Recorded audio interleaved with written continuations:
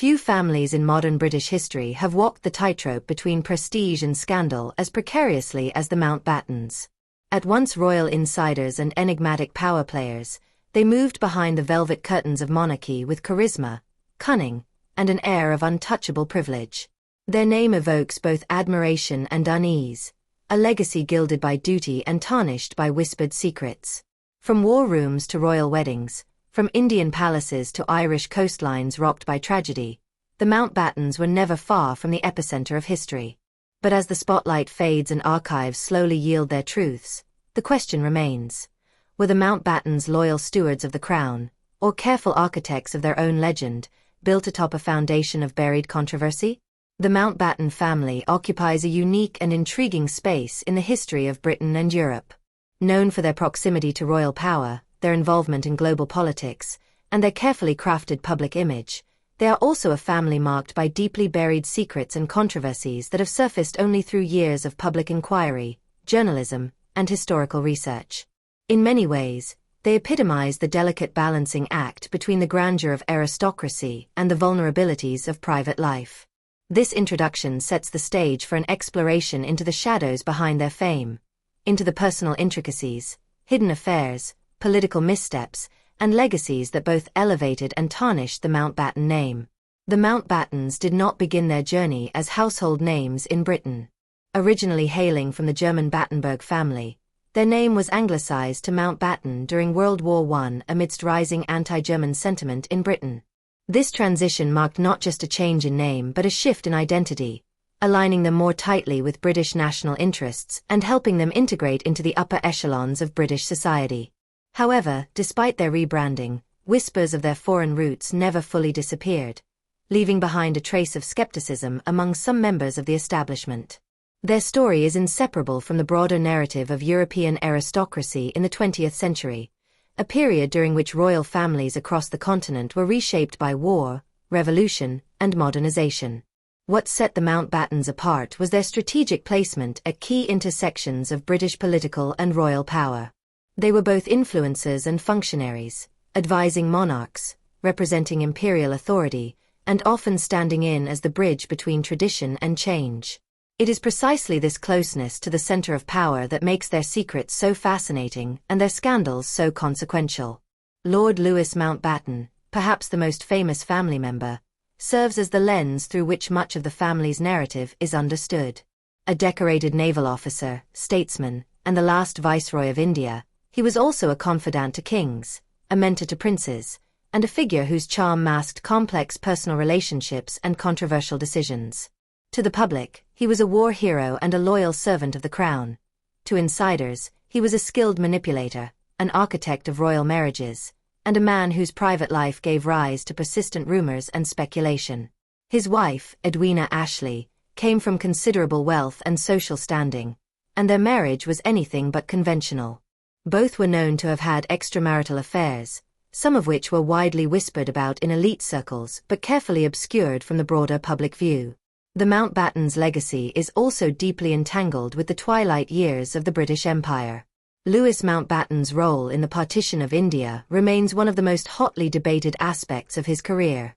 While officially celebrated as the man who oversaw India's transition to independence, critics argue that the haste and mishandling of the process under his watch contributed to one of the most traumatic episodes in modern history, the partition of British India into India and Pakistan, which led to mass violence, displacement, and deep-rooted animosities that linger to this day.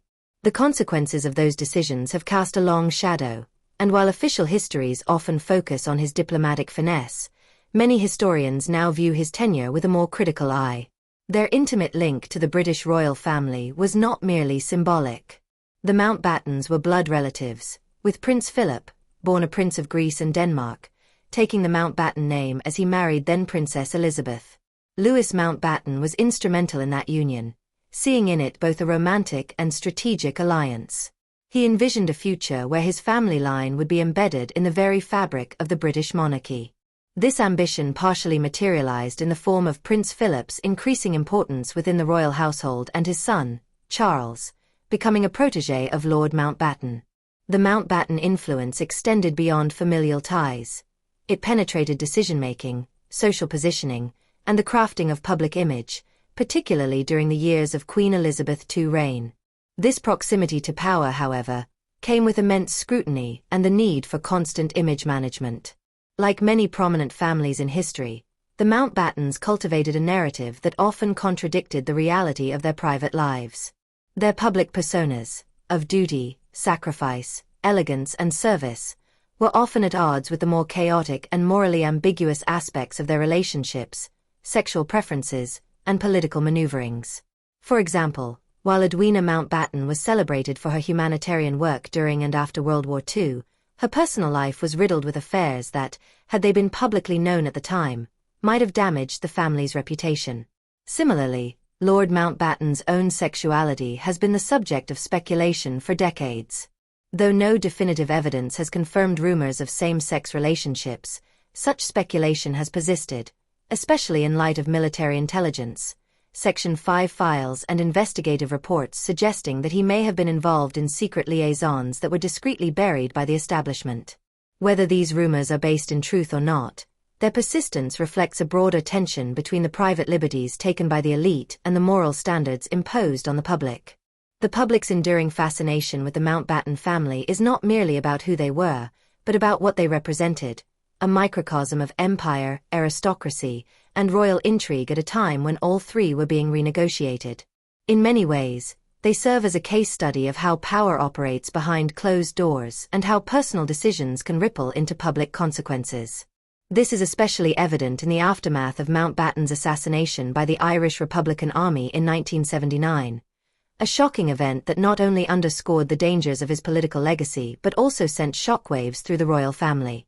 It revealed, in a particularly violent way, how historical decisions can come back with devastating force. The Mountbattens also serve as a bridge between the old world and the new. They were born into empire and monarchy but lived long enough to see both challenged and dismantled. Their lives intersected with some of the most pivotal moments of the 20th century. 2 world wars, the end of colonial rule, the redefinition of monarchy, and the rise of mass media. They understood the importance of perception, and they were skilled at adapting their image to the needs of the time. However, with the advent of more investigative journalism and later, the Internet age, it has become increasingly difficult to maintain the carefully curated version of their legacy. Today, the Mountbatten name still commands attention, not only because of its royal association but also because of the unresolved tensions and controversies that surround it. In modern television dramas and historical retellings, the Mountbattens are often depicted as glamorous but flawed, loyal but ambitious, noble yet deeply human. These portrayals reflect a cultural shift in how we understand aristocratic figures, not just as icons, but as individuals with complex motivations, hidden traumas, and personal flaws. The dichotomy between their public roles and private lives serves as a recurring theme in their story. This tension offers valuable insight into the nature of power, how it is constructed, maintained, and often disguised. The Mountbattens excelled at appearing to serve the crown and the nation while also furthering their own ambitions and protecting their own secrets. In doing so, they reveal the extent to which personal relationships, hidden desires, and political expediency can intertwine in ways that remain invisible to the public eye, until, of course, they are not. This video seeks to unravel those invisible threads. It is not merely a recounting of events but an inquiry into how reputation, legacy, and secrecy can coexist in a family so closely tied to the center of British life. The goal is not to diminish the contributions of the Mountbattens, nor to sensationalize their missteps, but rather to explore the full complexity of who they were, what they did, and why their story still matters today. As history continues to open its sealed files and as society becomes ever more curious about the truths behind official narratives, the Mountbatten family stands as a reminder that even those closest to the throne are not immune to scandal, or to the judgment of history. In tracing their story, we encounter a broader reflection of 20th century British society, where class, empire, and morality intersected in profoundly contradictory ways. The Mountbattens lived in these contradictions, sometimes thriving in them, sometimes suffering because of them. Their story is not just a family saga, it is a window into the shifting sands of modern history, a tale of ambition and adaptation, of secrets kept and scandals exposed, and ultimately, of how legacy is both shaped and haunted by the truth. The story of the Mountbatten family cannot be fully understood without first exploring their origins in continental Europe, specifically in the German Principality of Hesse. Before they were known as Mountbattens, they bore the name Battenberg, a title steeped in minor German nobility but bound by blood to many of the royal houses of Europe. Their journey from Battenberg to Mountbatten was not just one of semantics or social repositioning. It was a complex transformation deeply influenced by political pressure, war, and the need to reconcile personal identity with public allegiance. The name change, now accepted as a mere historical footnote, was, at the time, a seismic shift that mirrored the tensions and fragility of European aristocracy during one of its most volatile eras. The Battenberg lineage emerged from a morganatic marriage in the mid-19th century. Prince Alexander of Hesse, a younger son of Grand Duke Louis II of Hesse, married Countess Julia von Hauke, a woman of lower rank and without sovereign standing. Because of the unequal nature of their union, their children were initially excluded from dynastic succession. However, Julia was later ennobled as Princess of Battenberg, and their descendants took the Battenberg name. Despite being considered minor royalty in terms of hierarchical standing, the Battenbergs married well. Through strategic alliances, they entrenched themselves into the power structures of Europe. One of the most prominent unions was that of Prince Louis of Battenberg, who married Princess Victoria of Hesse and by Rhine, a granddaughter of Queen Victoria. This marriage created a direct link to the British monarchy, and their children would grow up as close relatives to the royal family of the United Kingdom. Among those children was Louis Mountbatten, later to become Earl Mountbatten of Burma, whose life would define the public image of the family for generations. But long before his rise, his family bore the scars of shifting political loyalties and suspicion. Although firmly integrated into the British royal circle by the early 20th century, the Battenbergs' German heritage remained a source of quiet discomfort within certain British circles. This discomfort would become full-blown hostility during World War I, when anti-German sentiment swept across Britain like a tidal wave.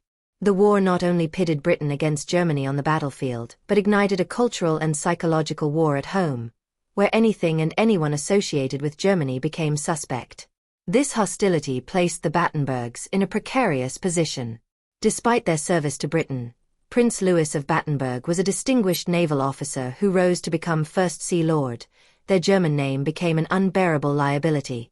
In 1914, amid the rising tensions of war and a press increasingly vocal in its suspicion of the royal family's German connections, Prince Louis was forced to resign his position.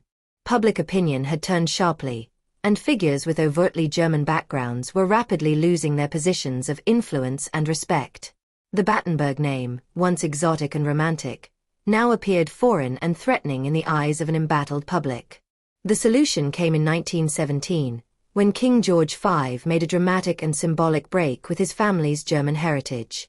He changed the royal house's name from Saxe-Coburg and Gotha to Windsor, a decision that sent a clear message of patriotic allegiance to Britain. Following the king's lead, Prince Louis of Battenberg anglicized his family name to Mountbatten, a direct translation of Battenberg. The move was both practical and strategic. It allowed the family to retain a sense of continuity while publicly shedding the taint of German affiliation. At the same time, Louis was granted the title Marquis of Milford Haven, firmly cementing the family within the British aristocracy. The transformation from Battenberg to Mountbatten was more than a cosmetic rebranding. It marked the beginning of a new chapter in which the family would become one of the most powerful and influential in Britain, despite their origins. This reinvention was aided not only by their royal blood and military service but also by their ability to navigate the politics of image, identity, and loyalty. By aligning themselves more closely with British nationalism and distancing themselves from their German roots, they managed to reforge their place in society. But the transition was not without personal cost. For individuals within the family, the name change meant grappling with questions of identity and belonging. They were caught between two worlds, their heritage and upbringing steeped in European aristocratic tradition, and their present lives bound by allegiance to a Britain that had, at least momentarily, turned on its German kin. It is worth noting that the First World War was not just a clash of nations, but a war that deeply affected Europe's royal families, many of whom were closely related. The Mountbattens found themselves in a deeply ironic position. fighting against cousins, both figuratively and literally, while trying to prove their loyalty to the crown and the British public. This internal conflict continued to echo across generations. Even as the Mountbatten name became synonymous with British patriotism, their roots remained firmly embedded in continental history. Their German ancestry would resurface again during moments of political tension and social scrutiny. During World War II, for instance, Lord Mountbatten's German connections remained a quiet concern, although they were overshadowed by his visible service and heroism in the British military. Nonetheless, the burden of dual identity never fully disappeared. It lingered in the background, shaping their sense of self and the public's perception of them. The connection to other European royal houses also reinforced the transnational character of the Mountbatten family. Their relatives sat on thrones in Greece, Russia, and beyond. Prince Philip, born into the Greek and Danish royal families and later known as the Duke of Edinburgh, adopted the Mountbatten name upon his naturalization as a British subject. His marriage to Princess Elizabeth, the future Queen Elizabeth II, further embedded the Mountbattens within the British monarchy, giving the family an unprecedented level of influence at the heart of British public life. However, even in this act of assimilation, traces of their foreign past followed them. When Philip married Elizabeth in 1947, there were lingering concerns within the royal household and British society about his background. Not only was he stateless for much of his early life, but his sisters had married German princes, some of whom were associated with the Nazi regime. Though Philip himself had served in the Royal Navy and fought for Britain, the shadows cast by these family ties were hard to ignore. For the Mountbattens, every step toward greater prominence came with the need to continuously affirm their Britishness and loyalty. The story of their name change and adaptation also speaks to a broader historical reality about the nature of monarchy in the modern age. As institutions built on legacy and continuity, royal families are uniquely vulnerable to shifts in public sentiment and the volatility of nationalism. In order to survive, they must evolve, sometimes radically, while pretending that nothing essential has changed. The Mountbattens' reinvention was a masterclass in this delicate balancing act. They managed to maintain their aristocratic prestige while rebranding themselves as British patriots. They concealed the discomfort of divided heritage behind polished public service and military honors.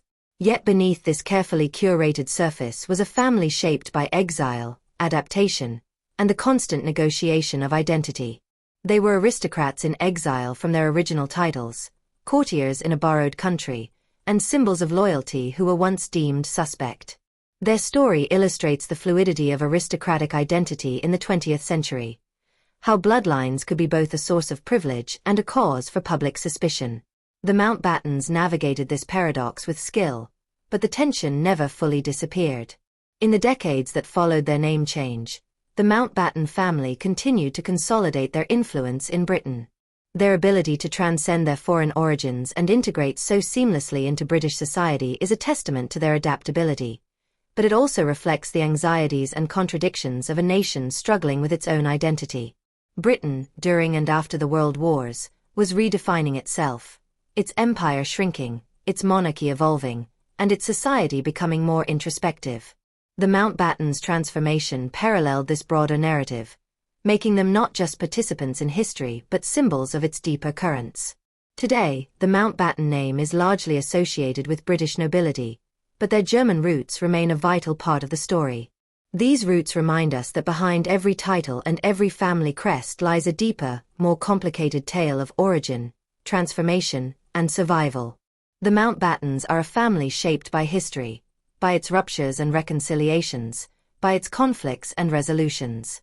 Their journey from Battenberg to Mountbatten is not just a tale of renaming but of reinvention, of crossing borders both literal and symbolic. It is a story that reveals as much about the times they lived in as it does about the people they were. Lord Louis Mountbatten was, in many ways, a man born to occupy the corridors of power. The combination of his noble lineage, personal charisma, and relentless ambition shaped a life that placed him at the very center of British royal and imperial affairs for much of the 20th century. From his early years in a prestigious family with deep ties to European royalty to his later prominence as a naval commander, statesman, and royal confidant, Mountbatten cultivated influence not simply through position, but through personality, calculation, and an uncanny ability to connect with the most powerful figures of his time. His story is one of both public acclaim and private complexity, an intricate blend of charm and control, prestige and controversy, vision and vanity. Born in 1900 to Prince Louis of Battenberg and Princess Victoria of Hesse, Louis Mountbatten came into the world as a child of nobility but also of a volatile era. As a descendant of Queen Victoria and closely related to several European royal houses, his pedigree was impeccable. Yet his early life was overshadowed by the growing tensions of nationalism and war. His father, a high-ranking naval officer, had to resign during World War I due to his German heritage, and the family anglicized their surname from Battenberg to Mountbatten to distance themselves from their German origins. This early experience of identity adaptation and political pragmatism would become a defining feature of Louis's own approach to life and power. Mountbatten's naval career began when he joined the Royal Navy as a cadet during World War I, following in his father's footsteps. He demonstrated competence and dedication, and although he initially enjoyed the privileges of his social standing, he also worked diligently to establish his own credentials. His naval service during both World Wars was distinguished, particularly in World War II, where he held several important commands and rose rapidly through the ranks. As Supreme Allied Commander in Southeast Asia, he orchestrated military campaigns against the Japanese and oversaw the recapture of Burma. His military career gave him not only experience but credibility, an aura of legitimate authority that he leveraged throughout his life. Yet even here, Mountbatten's career was often marked by a tendency toward showmanship. He liked being at the center of attention and was known for surrounding himself with loyal aides who helped burnish his image. Critics often accused him of being more interested in prestige than performance, but there is little doubt that he used his position to forge alliances, influence policy, and enhance his own standing in both military and political circles. Throughout his life, Mountbatten had a unique ability to position himself close to the throne, forging intimate connections with successive monarchs. His relationships with Edward VIII and George VI were not just matters of formality or familial obligation, they were central to his rise. With Edward VIII, Mountbatten shared a certain social fluidity and modern outlook, though he was ultimately critical of the king's abdication, which he saw as a failure of duty. With George VI, he cultivated a more serious and supportive bond, becoming a trusted advisor and informal strategist. He understood, perhaps better than most, the importance of the monarchy as both a political institution and a symbolic anchor in a time of national upheaval. His influence was quiet but potent. He advised without appearing to intrude, offered loyalty while also shaping decisions from behind the scenes. One of the most important and complicated relationships in Mountbatten's life was his marriage to Edwina Ashley. A wealthy heiress and socialite, Edwina brought financial stability and added prestige to the Mountbatten name. Their union, while publicly celebrated, was far from conventional. Both Louis and Edwina had extramarital affairs, often with mutual acknowledgement. Edwina was particularly known for her passionate relationships with men such as Indian Prime Minister Jawaharlal Nehru, with whom she shared a deep emotional bond. Rather than resenting these relationships, Mountbatten seemed to accept them as part of their arrangement. This unconventional approach to marriage was indicative of the modern aristocracy that the Mountbattens represented, a blend of old-world titles and new-world permissiveness. The public never fully saw the complexity of their marriage, though it often peeked through in their separate travels and whispered rumors. What truly distinguished Mountbatten from his peers was not just his title or his marriage, but his unparalleled ability to influence the architecture of royal relationships. He had an eye for alliances and understood how marriages could serve both personal ambition and institutional stability. Perhaps his most notable intervention in this arena was his role in encouraging the relationship between his nephew, Prince Philip of Greece and Denmark, and Princess Elizabeth, the future Queen of the United Kingdom. Mountbatten saw Philip as a man of strength and discipline, qualities he believed would complement Elizabeth's sense of duty and tradition. From early on, he promoted their union, positioning Philip as an ideal consort while simultaneously cementing his own legacy within the royal family. He coached Philip on how to present himself to the British public, advised him on navigating court politics, and likely encouraged behind-the-scenes conversations that helped make the marriage a reality. Mountbatten's investment in royal matchmaking extended beyond this one alliance. He was also a significant influence on Prince Charles, Queen Elizabeth's son and heir. Charles revered Mountbatten, viewing him as both a grandfather figure and a mentor. For Mountbatten, Charles represented the future, a young prince who could be molded, guided, and perhaps even used as a vessel to extend his own vision for the monarchy. He offered Charles counsel on personal and romantic matters, even going so far as to suggest whom he should marry. Mountbatten's idea of dynastic strategy, inherited from the old royal houses of Europe, was alive and well in his guidance. He believed that royal marriages were too important to be left to chance or emotion. They were about duty, stability, and legacy. Yet for all his successes and accolades, Mountbatten was not without his controversies.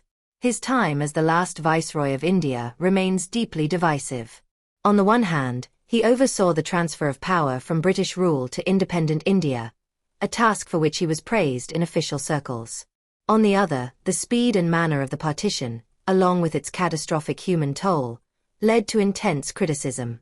The division of India and Pakistan in 1947 caused unprecedented violence and the displacement of millions. Many historians argue that Mountbatten, in his eagerness to complete the process quickly, failed to foresee or prevent the chaos that ensued. His defenders claim that he had limited time and impossible constraints. His critics accuse him of vanity and political recklessness. The truth likely lies somewhere in between, but what is clear is that his role in that chapter left a lasting impact, both for the people of the subcontinent and for his own legacy. Another layer of controversy surrounds his private life and rumored proclivities. In recent years, documents and testimonies have emerged suggesting that Mountbatten's personal life may have been more complicated than the public ever knew. Allegations, though unproven, have been made regarding his sexuality and alleged misconduct. These stories remain contentious and have been met with both investigation and defense. Whether fact or fabrication, their persistence speaks to a broader curiosity about the disconnect between Mountbatten's carefully managed public persona and the private man behind it. He was, by all accounts, meticulous in crafting his image. He understood the power of reputation and worked tirelessly to ensure that his name was associated with patriotism, dignity, and loyalty. That such rumors even gained traction is a reflection of how closely the public watched him, and how much they suspected there was more to the story. Mountbatten's assassination in 1979 by the Irish Republican Army marked a brutal and shocking end to a long life of public service and high-profile influence. His death was not only a personal tragedy for the royal family, but also a symbol of how the legacy of empire, politics, and personal power could intersect with violent retribution. The attack, which also killed members of his family and others aboard a small fishing boat in Ireland, was a calculated blow. It reminded the British public that even the most illustrious figures were not immune from the consequences of political conflict. For Prince Charles, Mountbatten's death was a profound loss. The prince would later speak of Mountbatten's influence with deep emotion, acknowledging the older man's guiding hand in both his personal development and his understanding of duty. Mountbatten's legacy is difficult to summarize in simple terms.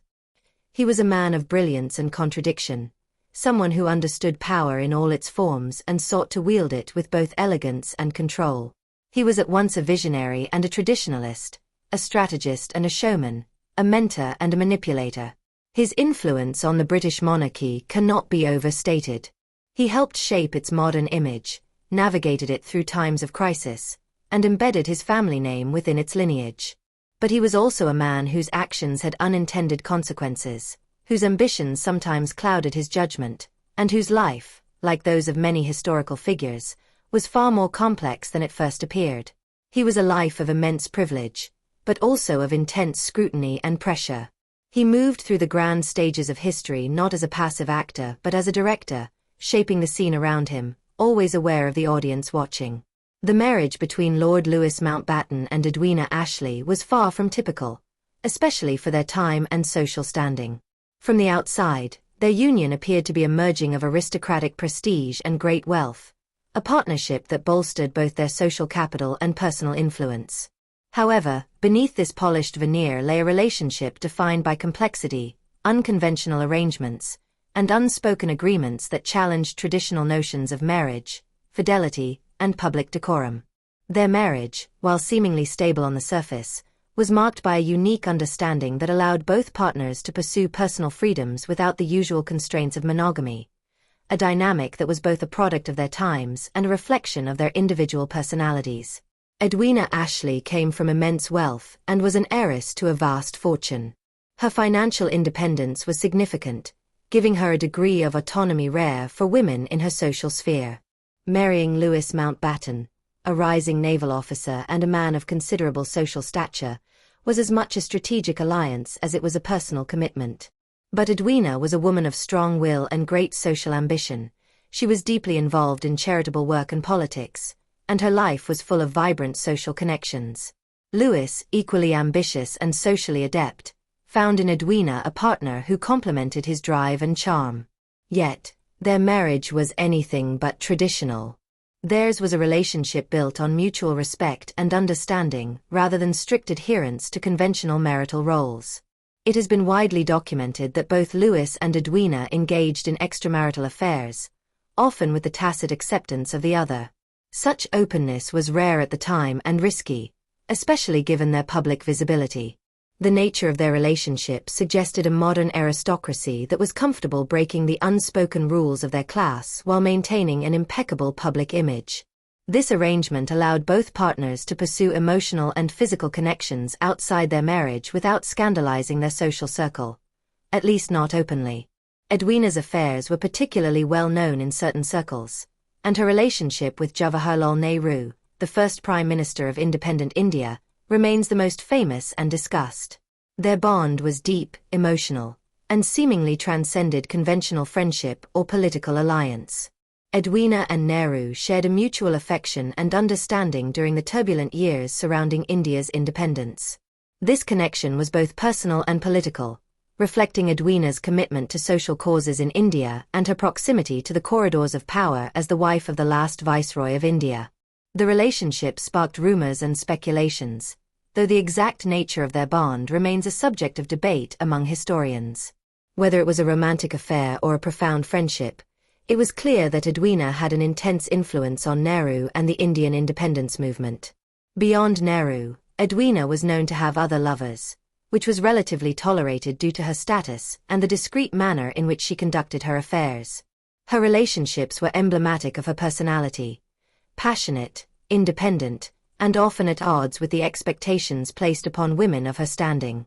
Edwina's approach to love and companionship was unorthodox but seemingly accepted within her social milieu, in part because of her charm and the political importance of her role.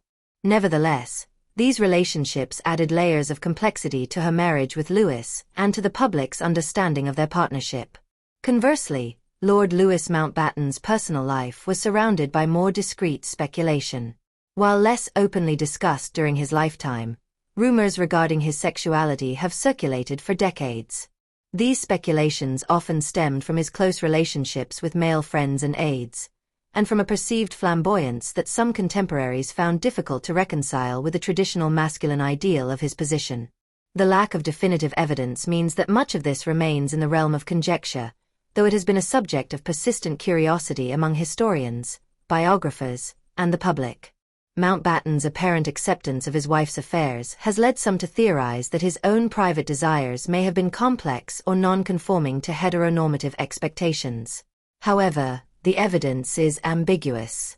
What is clear is that Louis valued discretion, loyalty, and above all, the preservation of public dignity. His life was one of careful image management, and while whispers existed, he worked to maintain a reputation as a devoted husband, patriot, and royal confidant. It is possible that his marriage to Edwina was, for him, a partnership based on companionship, mutual understanding, and strategic alliance rather than conventional romantic fidelity. Despite their infidelities, Louis and Edwina's marriage was grounded in a profound mutual respect. They navigated their unconventional relationship with a level of openness rare for their era, and their partnership lasted over 3 decades until Edwina's death in 1960. Throughout their marriage, they supported each other publicly and privately, attending social functions as a unit and maintaining a shared front in the face of public scrutiny. This respect was reflected in their ability to compartmentalize personal affairs and maintain a stable family life, which included the upbringing of their two daughters. Their relationship, though non-traditional, was resilient and enduring, demonstrating that the concept of marriage could transcend rigid boundaries and definitions. The British press, however, was often kept at bay when it came to the personal lives of the Mountbattens. Unlike today's intense tabloid scrutiny, the media of the early and mid-20th century operated under different norms, particularly when it came to the aristocracy and royalty. A tacit agreement existed to protect the privacy of such figures, often in exchange for controlled access or the maintenance of social decorum. As a result, many of the open secrets about the Mountbatten marriage remained hidden from the public eye, known only to insiders and social gossip. Nevertheless, rumors did circulate in polite society and sometimes made their way into more discreet journalistic accounts. The press's role was paradoxical. They both sustained the public image of the Mountbattens as a glamorous and respectable couple while subtly acknowledging the complexities beneath the surface. Occasionally, hints or veiled references appeared in society columns or in diplomatic dispatches, but direct exposure was rare. This delicate balancing act reflected the power and influence the Mountbatten family wielded, not only politically and socially but also in controlling their narrative. The dichotomy between public appearance and private reality is a recurring theme in the Mountbatten story, particularly in the context of Louis and Edwina's marriage. Their relationship was a microcosm of the larger aristocratic experience in the 20th century, where tradition often clashed with modernity, and where personal freedoms were negotiated behind closed doors while public facades remained polished and unwavering. Their marriage challenges the simplistic notion of fidelity and highlights the nuanced ways in which power couples of their era managed the tensions between personal desires and social expectations. Moreover, their union reflects broader themes of gender, power, and sexuality within the British upper classes. Edwina's ability to maintain affairs openly, to a degree, suggests a certain latitude afforded to women of her class that was often denied to others. Her social position and wealth granted her a kind of immunity, though this was not without limits or consequences. For Louis, the speculation about his sexuality and his discreet lifestyle underscores the ways in which masculinity and power intersected with secrecy and self-presentation. Together, their marriage was both a partnership and a performance. It served not only their personal needs but also the broader needs of the family and the monarchy. They were public figures who shaped perceptions of aristocratic life while managing the realities of human relationships with a pragmatic, if unconventional, approach. Their story invites reflection on how marriage can be both a social contract and a personal journey, shaped as much by circumstance and ambition as by affection. The marriage of Lord Louis Mountbatten and Edwina Ashley was a complex and multi-layered union that defied simple categorization. It was characterized by mutual respect amid infidelity, personal freedom amid public scrutiny, and love intertwined with strategic alliance. Their relationship exemplified the contradictions of aristocratic life in the 20th century, where the interplay of power, desire, and discretion created a dynamic that was as fascinating as it was secretive. The hidden truths behind their marriage continue to intrigue historians and the public alike, offering a glimpse into the private lives behind one of Britain's most influential families. Lord Louis Mountbatten's appointment as the last Viceroy of India in 1947 marked a pivotal moment in the twilight of the British Empire.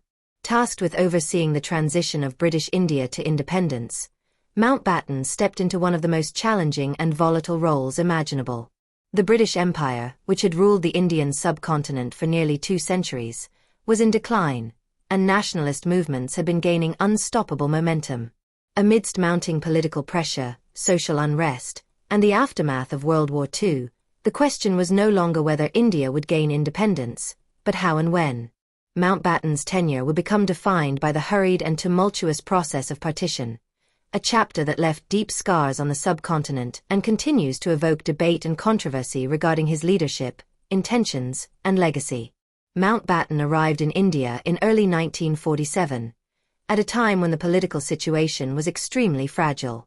The Indian National Congress, led by figures such as Jawaharlal Nehru and Mahatma Gandhi, was in firm control of the nationalist movement, seeking full independence from British rule.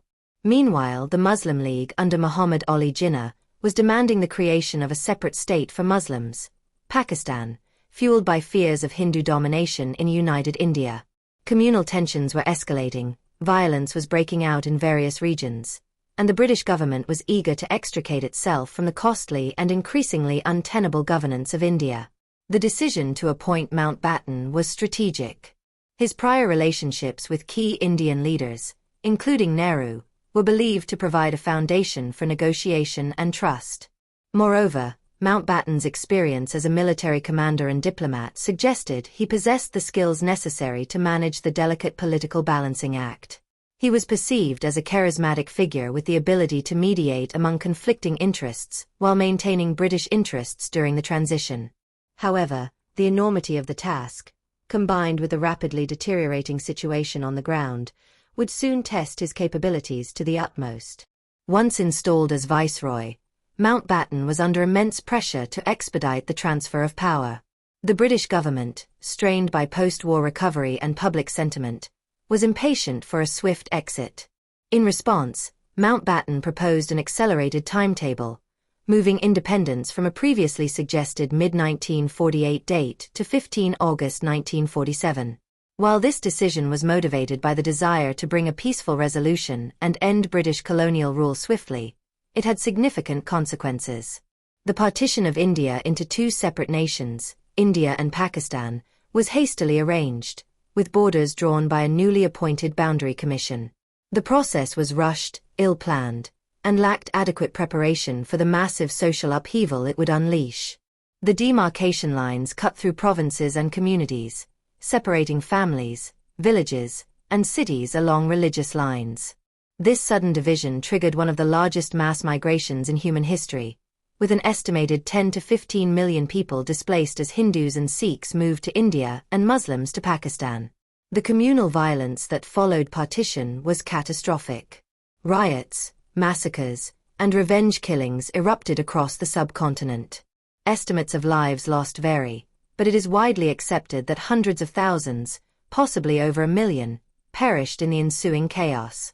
The scale and brutality of the violence shocked the world, and the human tragedy remains a defining scar on the history of India and Pakistan.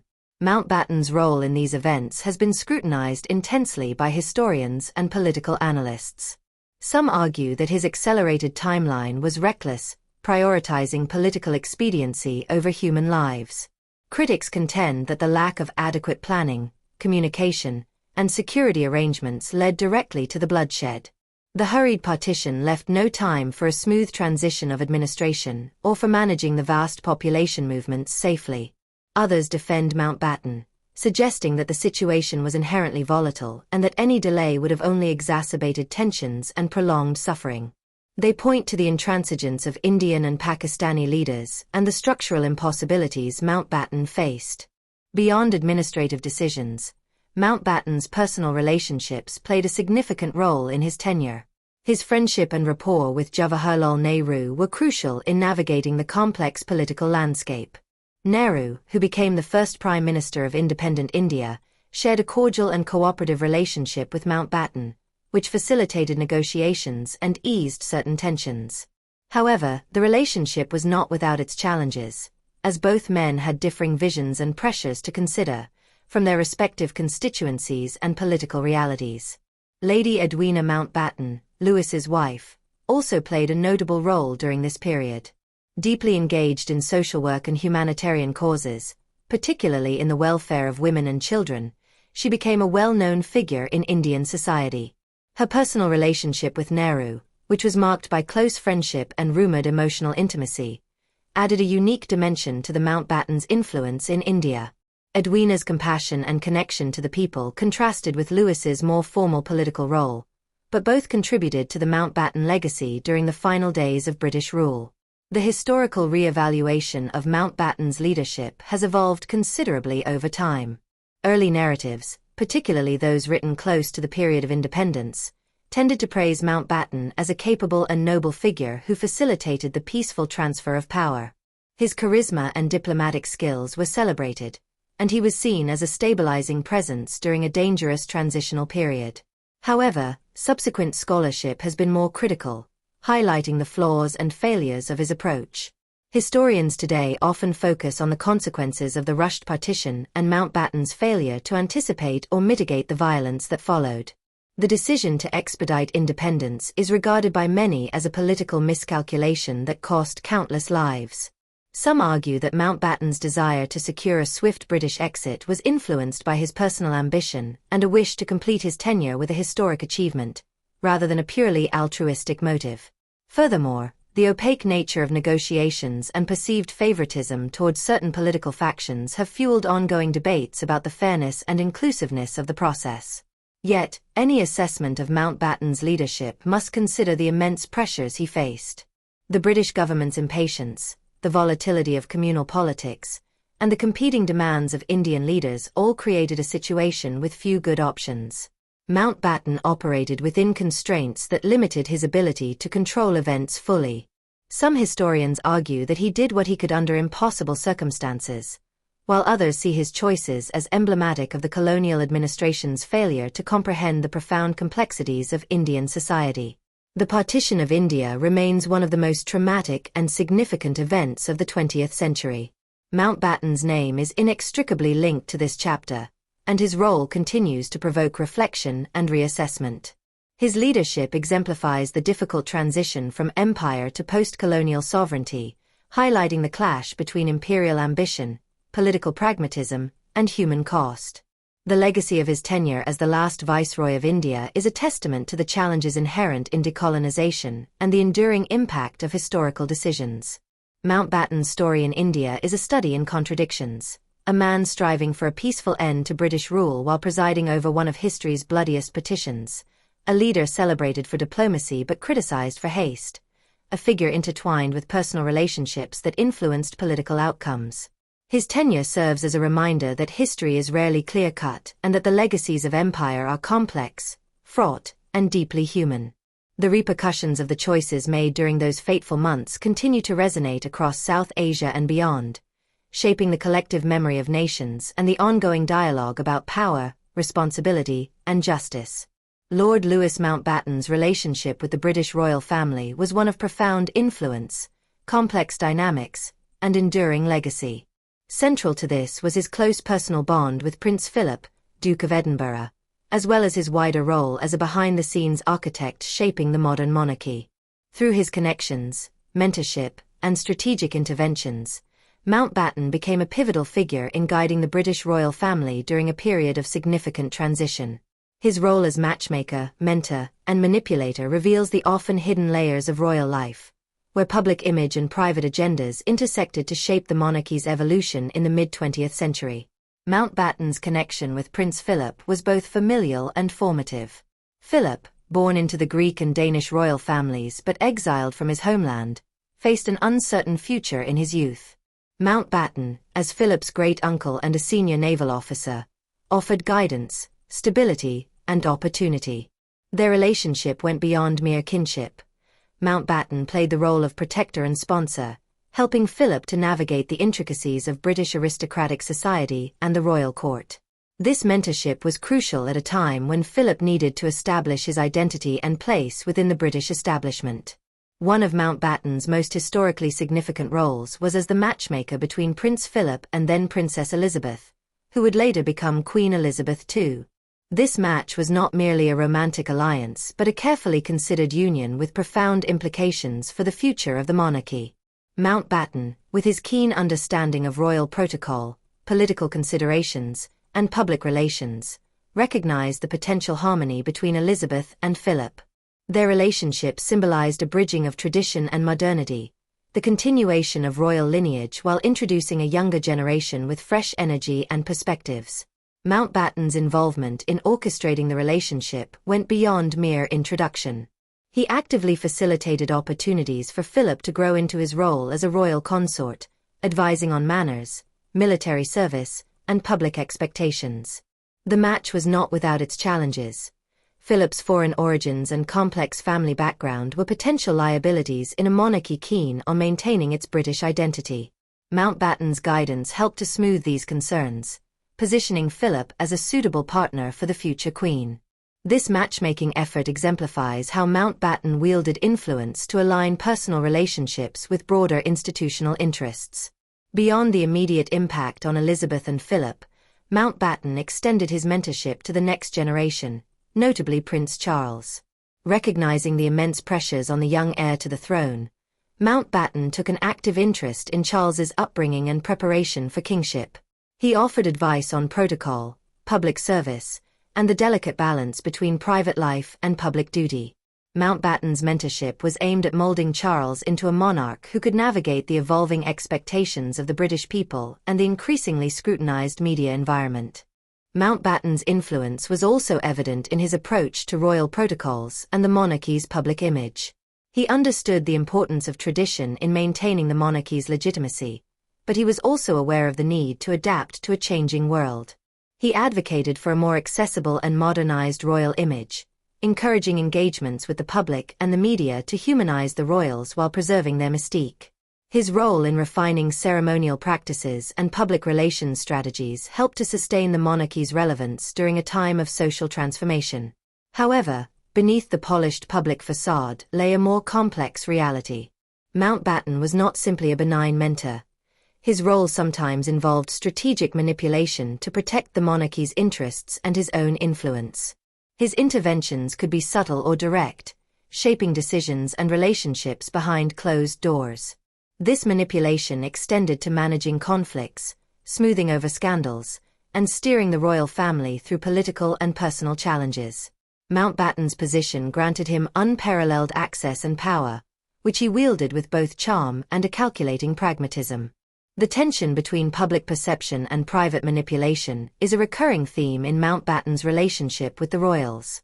To the outside world, he was a charismatic and devoted family member, a figure of stability and wisdom. His public persona emphasized loyalty, service, and dignity. Yet, the inner workings of the royal household revealed a more nuanced figure, one who was deeply involved in power dynamics and the management of royal affairs. Mountbatten's ability to balance these dual roles, visible elder statesman and behind-the-scenes strategist, was central to his enduring influence. Moreover, his involvement often intersected with broader historical and political contexts. The British monarchy, during Mountbatten's time, was navigating its place in a rapidly changing world. Decolonization, the rise of republican sentiment, and evolving social attitudes all posed challenges. Mountbatten's efforts to mold the monarchy's image and personnel were part of a larger strategy to maintain its authority and relevance. His influence extended beyond personal relationships into shaping institutional responses to modern pressures. In particular, Mountbatten's impact on Prince Philip helped to define the role of the royal consort in the post-war era.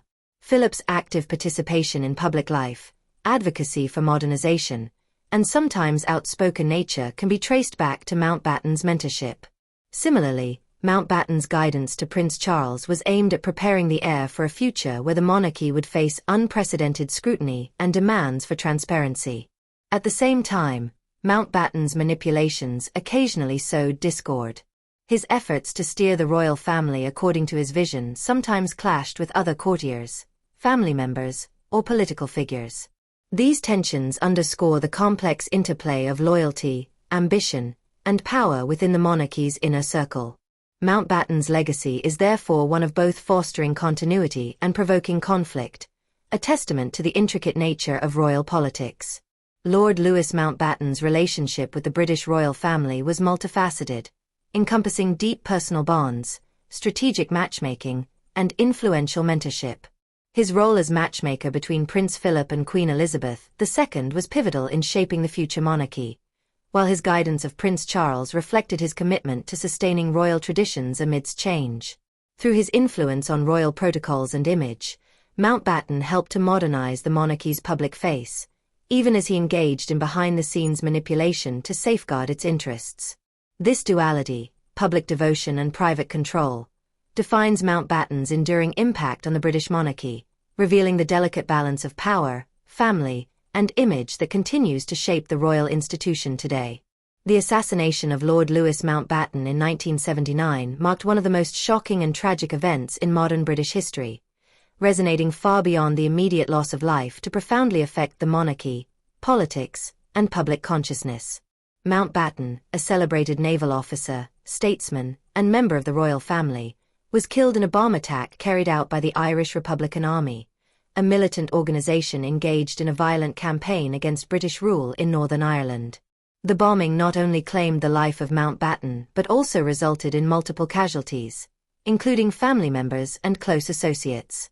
The repercussions of this brutal act rippled through the corridors of power, deepening political tensions, igniting debates on security and counterterrorism, and leaving lasting psychological scars on the British royal family.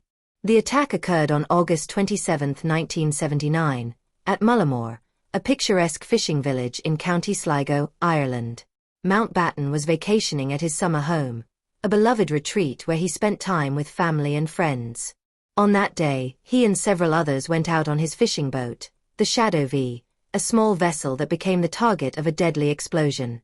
The Irish Republican Army had planted a bomb aboard the boat, concealed to avoid detection, and detonated it remotely while Mountbatten and his party were aboard. The blast was devastating, instantly killing Mountbatten, his 14-year-old grandson Nicholas Knatchball, and a local crew member. Another of Mountbatten's grandchildren, Timothy Knatchball, was severely injured but survived, while several others on the boat sustained varying degrees of injury. In addition to the immediate victims on the boat, the blast caused collateral damage on shore. One of Mountbatten's aides, Paul Maxwell, was also killed when he attempted to rescue survivors and was struck by flying debris. The carefully planned and executed attack underscored the Irish Republican Army's intent not only to strike at a high-profile British figure but to send a stark message about the ongoing conflict in Northern Ireland. Mountbatten's prominent status as a member of the royal family, a former naval commander, and a symbol of British imperial heritage made him a potent target in the Irish Republican Army's campaign against what they perceived as British oppression. The assassination had an immediate and profound impact on the British monarchy. Mountbatten was one of the Queen's closest relatives and a trusted advisor to both her and Prince Philip. His death was felt as a personal blow to the royal family, deepening the sense of vulnerability that accompanies public life at such a high level. The loss was compounded by the tragic deaths of young family members, bringing the horror close to the intimate core of the monarchy. Publicly, the Queen and the royal family expressed deep grief and resolute dignity, but behind the scenes, the assassination intensified concerns about security and the threats faced by royals and other prominent figures. The attack also struck at the heart of British society, fueling fears and tensions during a period already marked by violence and political instability related to the Troubles in Northern Ireland. The Irish Republican Army's campaign of bombings, assassinations, and guerrilla warfare had claimed numerous lives over the preceding decade, but the killing of Mountbatten, a figure of such symbolic significance, escalated the conflict into the international spotlight. The British government responded with condemnation and increased security measures, while the public grappled with the stark reality that even members of the royal family were not immune to the dangers of the conflict. In the long term, the assassination shaped political discourse on the Northern Ireland issue and British counter-terrorism policy. It highlighted the complexities of the conflict, which involved deeply rooted historical grievances, sectarian divisions, and competing national identities. Mountbatten's murder became a symbol of the deadly stakes involved and underscored the urgency of finding political solutions to the unrest. Yet, it also hardened attitudes among many in Britain, who saw the Irish Republican Army's actions as acts of terrorism requiring firm responses. Various theories and interpretations have emerged around the assassination, reflecting the tangled nature of Northern Irish politics and the shadowy world of intelligence and counterinsurgency. Some analysts speculate that Mountbatten's prominence made him a deliberately chosen target to maximize impact and media attention. Others suggest that the timing and location were opportunistic but no less calculated. There have also been discussions about intelligence failures, questions about whether security warnings were ignored or whether the Irish Republican Army's methods evaded detection due to lapses in surveillance. The fact that the bomb was planted so close to Mountbatten's home raised uncomfortable questions about the adequacy of protective measures for high-profile figures. The political implications extended beyond the immediate conflict. Mountbatten's assassination underscored the ongoing challenge Britain faced in maintaining control and peace in Northern Ireland. It intensified debate over the effectiveness of military and political strategies, the potential for negotiation with nationalist groups, and the risks posed to civilian and official lives. The event also reverberated within international circles, influencing perceptions of the British government's handling of the Troubles and shaping diplomatic approaches to the conflict. For the royal family, the assassination was a source of deep trauma.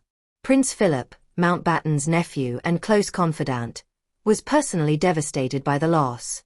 The attack underscored the dangers faced by those in the royal circle and reinforced the delicate balance between public duty and private safety. Prince Charles, then the heir apparent, was similarly affected, losing a mentor and family figure who had played a significant role in his life.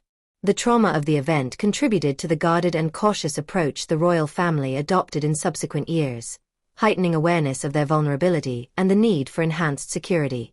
Mountbatten's death also left a lasting legacy within the broader narrative of the British monarchy and the Troubles. His assassination symbolized the intersection of personal tragedy and political conflict, illustrating how individual lives were caught in the crossfire of historical struggles. It deepened the public's understanding of the stakes involved in the Northern Ireland conflict and humanized a distant political issue by bringing it into the royal family's immediate sphere. In the years following the assassination, Mountbatten's memory was honored through various commemorations and reflections on his life and service. Yet, the event remained a painful reminder of the cost of political violence and the fragility of peace. The lessons drawn from the tragedy influenced subsequent royal security protocols and informed the monarchy's evolving relationship with political issues in Northern Ireland. The assassination of Lord Louis Mountbatten was a watershed moment with profound and far-reaching consequences. The brutal bombing that took his life and those of his loved ones was not only a personal loss but also a political and symbolic event that shaped public perceptions, governmental policies, and royal family dynamics. It highlighted the deadly realities of the Northern Ireland conflict and reinforced the complex interplay between history, politics, and personal fate. The trauma endured by Prince Charles and Prince Philip underscored the human cost behind the headlines, reminding the world that even the most elevated figures are vulnerable to the upheavals of their times. Mountbatten's death remains a somber chapter in the history of the Mountbatten family and the British monarchy, emblematic of the intersection of tragedy, conflict, and the quest for peace. The world of intelligence and state secrets often exists in a realm hidden from public scrutiny, cloaked in layers of classification and government discretion. This is especially true for figures like Lord Louis Mountbatten, whose multifaceted roles in military, royal, and political spheres made him a subject of considerable interest to intelligence agencies and government bodies alike. The secrecy surrounding Mountbatten and his family extends beyond the public eye into the realm of classified files and unreleased records, which have long been the subject of speculation, debate, and controversy. These hidden files reveal a complex interplay of espionage, surveillance, and statecraft that casts new light on Mountbatten's life and the broader machinations of Cold War-era intelligence. For decades, numerous government documents related to Mountbatten and his activities have been withheld from public access, locked away in archives designated as sensitive or top secret. The official rationale for such classification often cites national security concerns, protection of sources and methods, or the preservation of diplomatic relations. Yet, the very existence of these classified files has fueled conspiracy theories and allegations that there is far more to Mountbatten's story than meets the eye. Questions abound regarding what these hidden records contain, why they remain inaccessible, and what truths might be obscured by decades of secrecy.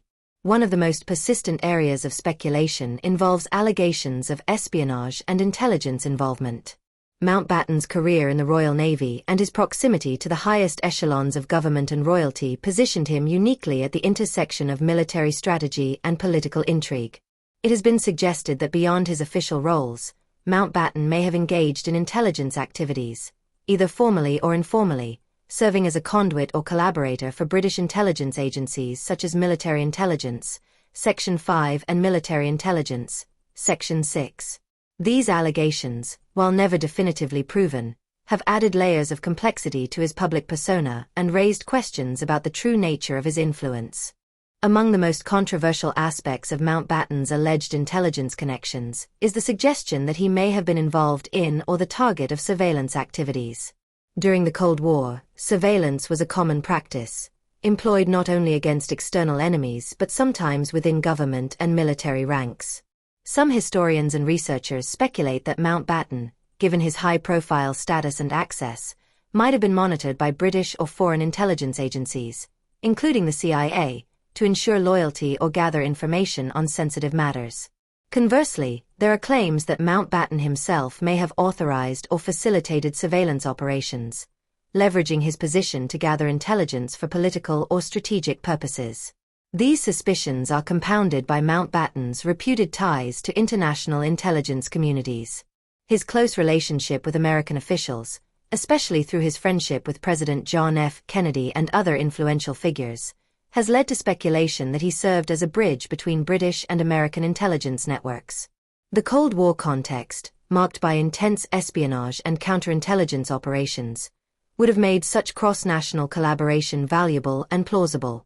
While official records remain classified, anecdotes and fragmented evidence suggest that Mountbatten's interactions with agencies like the CIA went beyond casual diplomacy and may have included covert cooperation.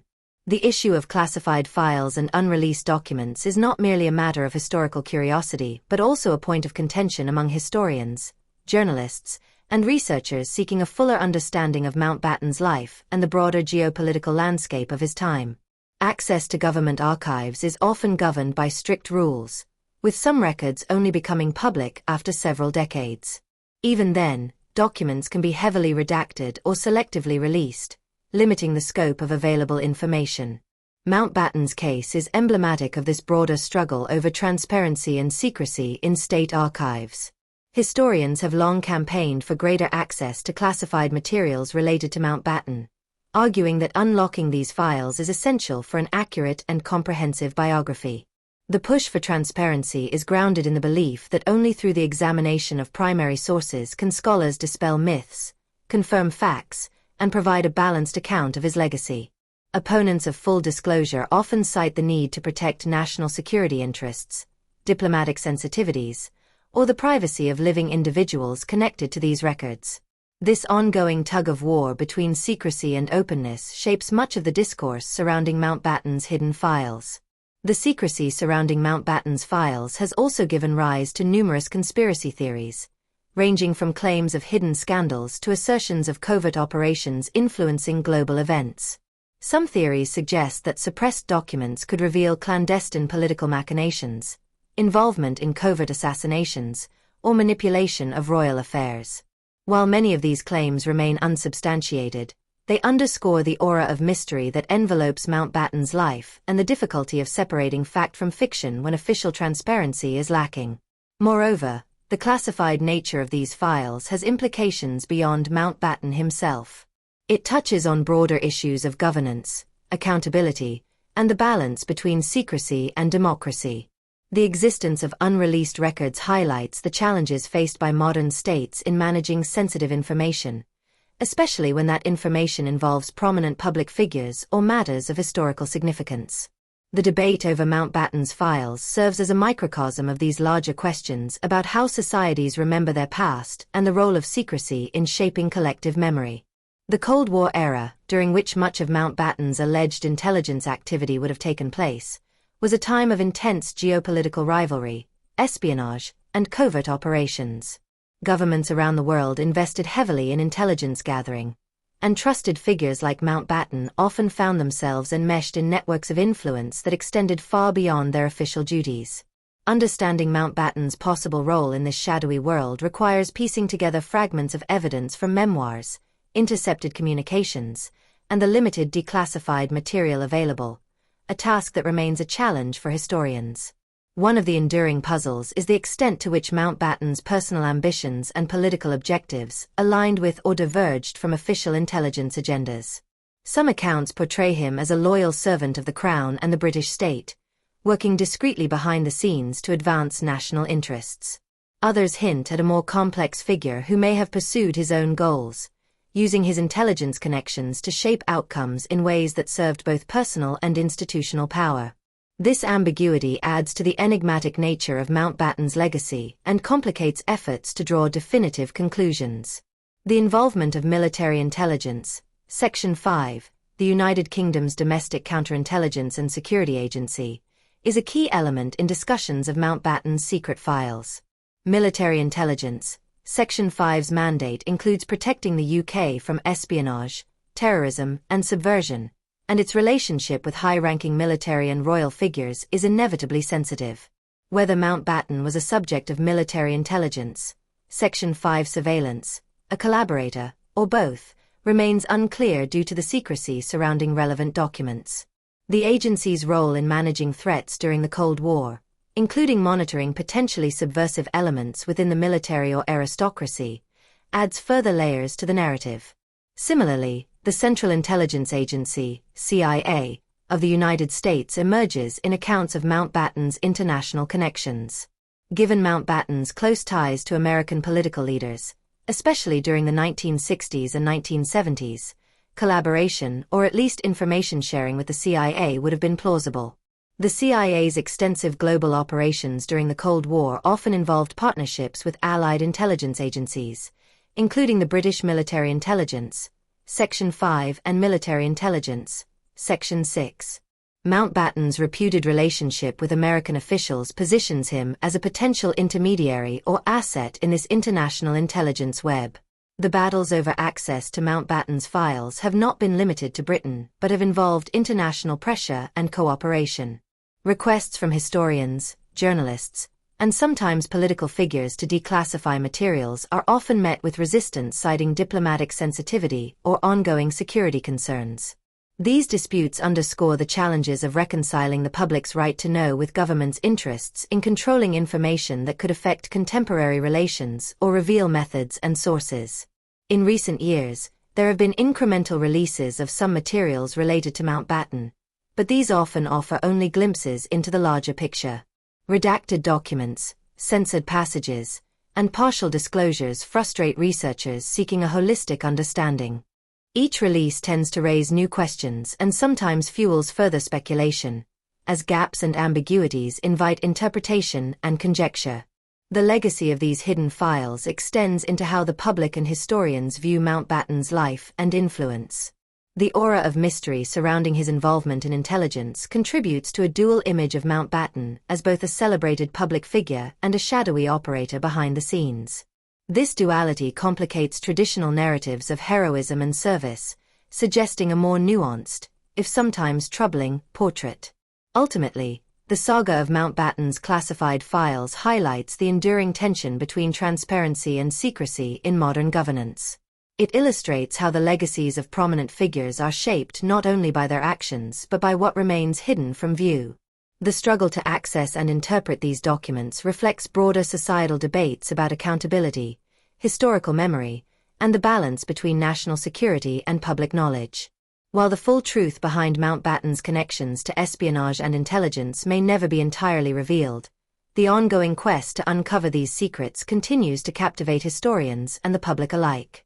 The hidden files stand as silent witnesses to a complex era of political intrigue, shadow diplomacy, and personal ambition, inviting continual reassessment of one of the 20th century's most enigmatic figures. The story of the Mountbatten family does not end with Lord Louis Mountbatten's illustrious yet controversial life. The subsequent generations of Mountbatten descendants have inherited not only titles and estates but also the complex legacy of public scrutiny, royal connections, and, inevitably, scandals. These descendants, particularly figures such as Patricia Knatchbull, the second Countess Mountbatten of Burma, along with her children and extended family, have navigated the delicate balance between private life and public interest in a world increasingly obsessed with aristocratic drama. Their experiences reflect broader themes of legacy, silence, and complicity, raising important questions about how families with such histories manage their place in modern society and the shifting dynamics of the British aristocracy. Patricia Knatchbull, Lord Mountbatten's eldest daughter, stands as a central figure in the story of the family's next generation. Born into privilege and tragedy, having lost her father and brother in the 1979 assassination, Patricia embodied both resilience and discretion. She inherited the Mountbatten titles and responsibilities, carrying forward a name steeped in history. Throughout her life, she was a respected figure within aristocratic and royal circles, known for her dedication to public service and charitable work. Yet, even she was not immune to the pressures of public attention or the lingering shadows of past controversies that continued to shape perceptions of the family. The lives of Patricia and other descendants have been intertwined with various royal events and, at times, scandals that have played out on the public stage. Their close ties to the British royal family mean that personal matters often become matters of public interest, magnified by a relentless press. For example, the marriages, divorces, and personal choices of Mountbatten descendants have occasionally attracted media coverage that, while sometimes respectful, can border on intrusive or sensationalist. The scrutiny intensifies when scandals arise, often intertwining with broader narratives involving the monarchy or high society, further complicating the family's public image. One such scandal involved Patricia's son Norton Knatchbull, the third Earl Mountbatten of Burma, who married Penelope Eastwood. Their lives, while generally private, have occasionally become subjects of tabloid interest due to their royal connections. Similarly, other family members have been linked to rumors or controversies, whether involving personal relationships, financial matters, or social behavior. Though many of these incidents are minor compared to historic scandals, their impact is amplified by the family's prominence and the public's appetite for aristocratic drama. The press coverage of the Mountbatten descendants' lives often reflects the tension between respect for privacy and the demand for transparency. The British tabloid culture, known for its voracious appetite for royal stories, frequently navigates a fine line between reporting and intrusion. Family responses to such coverage have varied, with some members choosing silence, others issuing carefully crafted statements, and some engaging with the media to shape their own narratives. This dynamic creates a complex interplay between the family's desire for privacy and the public's fascination with their lives. Questions about legacy loom large over the Mountbatten descendants, as they grapple with the dual inheritance of privilege and public scrutiny. The weight of history, marked by achievement, tragedy, and controversy, casts a long shadow, influencing how family members perceive themselves and are perceived by others. The desire to honor past achievements, such as Lord Mountbatten's military and diplomatic service, often competes with the need to address or distance themselves from the scandals and secrets that have surfaced.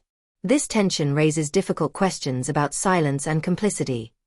To what extent does protecting family reputation involve withholding uncomfortable truths? How do the descendants reconcile personal integrity with the collective image of the family? The culture of silence surrounding many of these scandals reflects broader patterns within aristocratic families, where discretion are often prized over public disclosure. This reticence can contribute to an aura of mystery and speculation, sometimes intensifying public curiosity and fueling rumors. In some cases, family members may feel compelled to maintain silence out of loyalty or fear of damaging not only their own reputations but also those of their relatives and the monarchy. Such dynamics create a complicated web of personal and collective interests, where truth, privacy, and reputation must be constantly negotiated. At the same time, the Mountbatten descendants occupy a distinctive place within contemporary British aristocracy. Their historical significance, coupled with ongoing royal ties, ensures that they remain figures of interest and influence. Yet, they also face the challenges of adapting to a modern world where the traditional privileges of the aristocracy are increasingly questioned, and where public figures must engage with media and societal expectations in new ways. The transition from a more private, insular aristocracy to a publicly visible and accountable one has not always been smooth, and the Mountbatten family's experiences exemplify this evolution. In navigating their roles, the descendants must balance honoring tradition with responding to contemporary values. Some have embraced charitable work, supporting causes ranging from veterans' welfare to education and cultural preservation, seeking to carve out positive legacies that extend beyond inherited titles. Others have pursued careers in business, the arts, or public service, reflecting a diversification of roles that challenges stereotypes of aristocratic privilege. Nonetheless, the tension between public interest and private life remains a constant, shaping how they are perceived and how they conduct themselves. The intersection of the Mountbatten descendants' stories with modern royal events highlights the evolving nature of monarchy and aristocracy in the 21st century. Marriages into and interactions with the royal family bring both opportunities and risks, as family members become entwined in the public dramas that increasingly surround the British monarchy.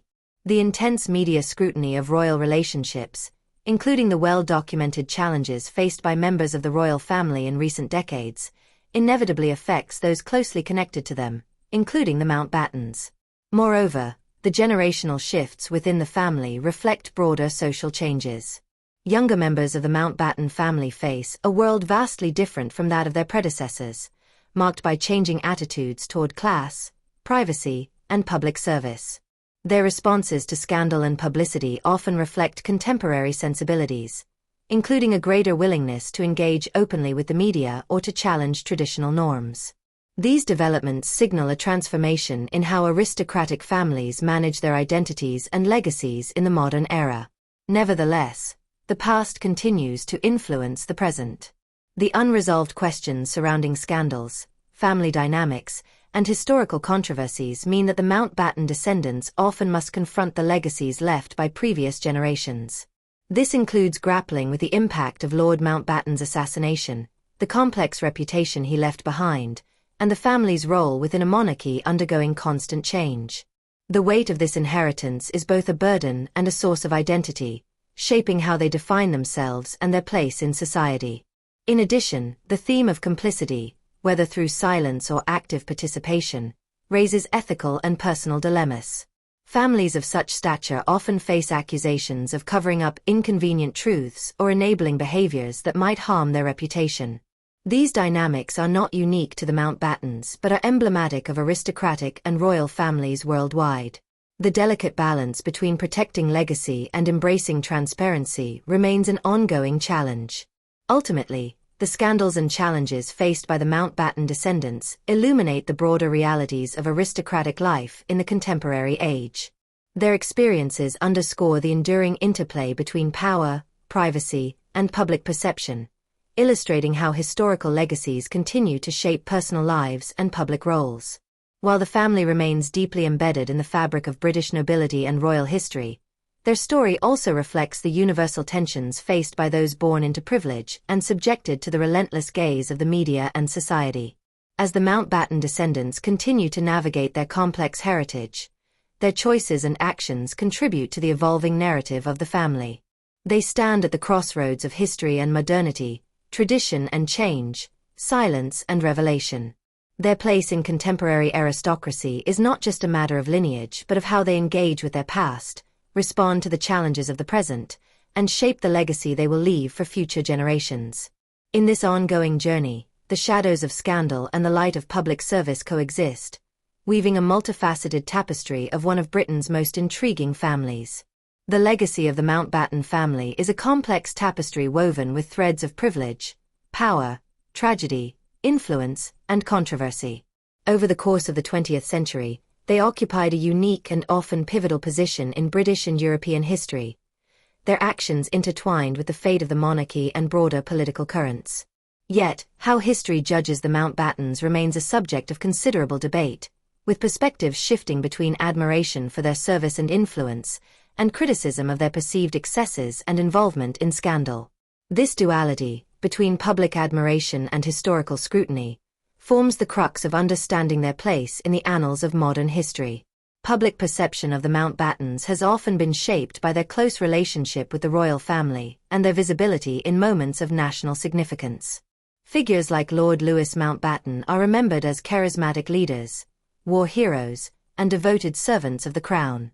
Their contributions to the military, diplomacy, and the monarchy itself have earned them widespread respect and reverence among many in the public. Events such as Mountbatten's service during World War II, his role as the last Viceroy of India, and his mentorship of younger royals like Prince Charles have cemented a narrative of dedication and leadership.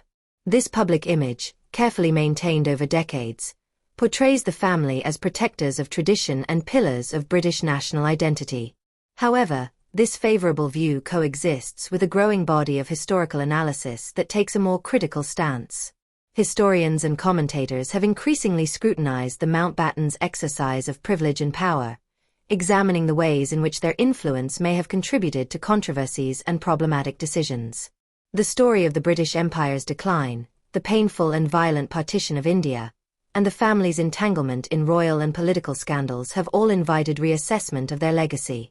Critics argue that the Mountbattens, while often acting in positions of authority, sometimes exemplified the arrogance and detachment of an elite class out of step with the changing social and political realities of their times.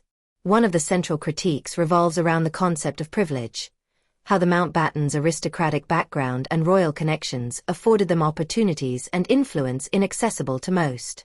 This privilege, some argue, was wielded not only to maintain status but occasionally to sideline dissent or obscure uncomfortable truths. Whether in political maneuvering, personal relationships, or their handling of crises, questions have been raised about accountability and the extent to which power was used responsibly. The aftermath of the partition of India, for example, is seen by some as a glaring instance where Mountbatten's decisions had catastrophic consequences, yet his privileged position insulated him from full public or historical censure for many years. The abuse or misuse of power is another area of concern. Histories that delve into the family's private and public lives reveal episodes of manipulation, influence peddling, and, at times, personal misconduct that complicate the image of the Mountbattens as noble statesmen. Scandals related to personal relationships, questions about sexual orientation, and the ways in which family members managed, or concealed, these issues have fueled speculation about the darker side of their legacy. The balance between public duty and private indulgence often appears precarious, raising difficult questions about integrity and the cost of maintaining appearances. Mountbatten family members have also been prominent figures in media and popular culture, further shaping how the public and history view them. Television dramas like The Crown have introduced the family to new audiences, dramatizing their lives with a mixture of historical fact and artistic license. These portrayals highlight both the glamour and the dysfunction associated with the family, bringing to light personal struggles and political intrigues that might otherwise remain obscured. Popular culture's fascination with the Mountbattens reflects broader societal interest in royalty and aristocracy, but it also influences public understanding by framing historical events through the lens of entertainment and narrative storytelling. The depiction of the Mountbattens in media often oscillates between reverence and criticism, mirroring real-world debates. On the one hand, such portrayals humanize them, showing their vulnerabilities, ambitions, and personal conflicts. On the other hand, they underscore the scandals and controversies that have accompanied the family, contributing to a more nuanced and sometimes skeptical public perception. This dual representation complicates the legacy of the Mountbattens, blurring the lines between myth and reality, fact and fiction. In examining the Mountbatten legacy, one confronts the enduring question: were they primarily protectors of the monarchy and British values, or architects of scandal and disruption? The answer, like much of their history, resists simple categorization. Their roles as mentors, diplomats, and military leaders speak to genuine contributions to national life and the monarchy's continuity. Yet, their involvement in events marked by tragedy and controversy suggests that their influence was not always benign. In many ways, the Mountbattens embody the contradictions of an aristocratic dynasty navigating a rapidly changing world, attempting to uphold tradition while confronting the consequences of their own actions and the shifting tides of history. The family's efforts to protect the monarchy, whether through behind-the-scenes influence on royal marriages, public relations management, or direct involvement in political affairs, demonstrate a commitment to preserving a certain vision of British identity and governance. Their mentorship of younger royals, especially during periods of transition and crisis, has been credited with helping to modernize and stabilize the institution.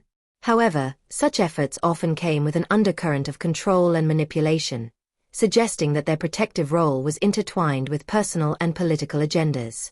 At the same time, the scandals associated with the family, from personal infidelities to tragic assassinations and alleged intelligence entanglements, have left a stain on their public image and complicated historical judgment. These controversies reveal the fragility underlying the family's grandeur and the human vulnerabilities that belie their public facade. The juxtaposition of public service with private turmoil encapsulates the tension inherent in many aristocratic narratives, where privilege provides opportunity but also invites scrutiny and criticism. Ultimately, history's judgment of the Mountbattens is ongoing, evolving as new documents are declassified, new perspectives emerge, and cultural attitudes shift. Their story serves as a prism through which to explore broader themes of power, legacy, and the costs of maintaining status within an institution as complex as the British monarchy. The Mountbattens narrative is one of brilliance and blemish, of loyalty and intrigue, reflecting the multifaceted nature of history itself. The Mountbatten family occupies a singular place in modern history, embodying both the grandeur and the contradictions of aristocratic life entwined with royal authority. Their public roles and private lives continue to fascinate and provoke debate, illustrating how history is not merely a record of facts but a living dialogue shaped by interpretation and memory. Whether remembered as protectors or architects of scandal, the Mountbattens' legacy remains a testament to the complexities of power and the enduring human dramas behind the public spectacle of monarchy.